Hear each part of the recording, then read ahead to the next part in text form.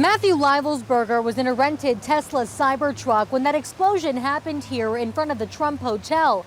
He drove in from Denver, Colorado, but today, nearly 48 hours after that car went up in flames, authorities are still working to figure out why this all happened.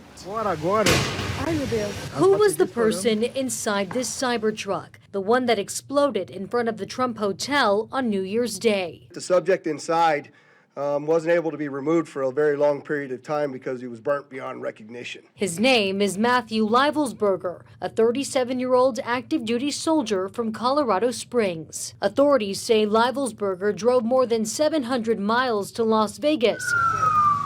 He rented the Cybertruck in Denver on December 28th using the car-sharing service Turo. All of his movements were tracked using data from Tesla's charging stations. On January 1st, Livelsberger arrived in Las Vegas around 7:30 a.m. He can be seen driving down Las Vegas Boulevard and through the Trump Hotel entrance. He leaves and then returns before shooting himself in the head. Then, 17 seconds after pulling into the property, this happens.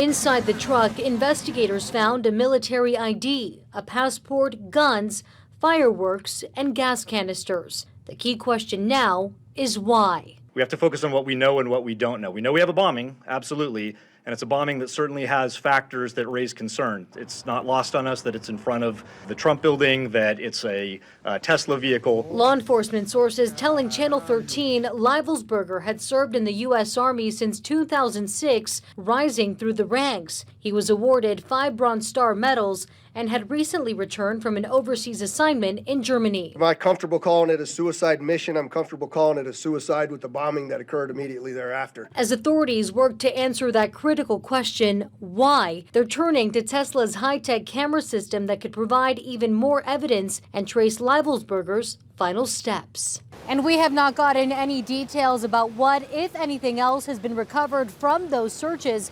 Authorities are continuing to investigate whether this was an act of terrorism. Police tell us they still have to look through Livelsberger's phones and computers. They're hoping that will give them a better understanding of why. Reporting in front of the Trump Hotel, I'm Melissa Bethencourt. There are disturbing similarities between Livelsberger and the suspect in the deadly attack in New Orleans. First, both men served at Fort Bragg and were deployed to Afghanistan in 2009. And both men also rented vehicles from Turo. And both men traveled from other locations to carry out their crimes. The Las Vegas suspect, Colorado. The New Orleans suspect, Texas. It's important to note the FBI has not confirmed any direct link between Livelsberger and the New Orleans suspect. However, investigators are looking. If these turn out to be simply similarities, very strange similarities to have. And so we're not prepared to rule in or rule out anything at this point.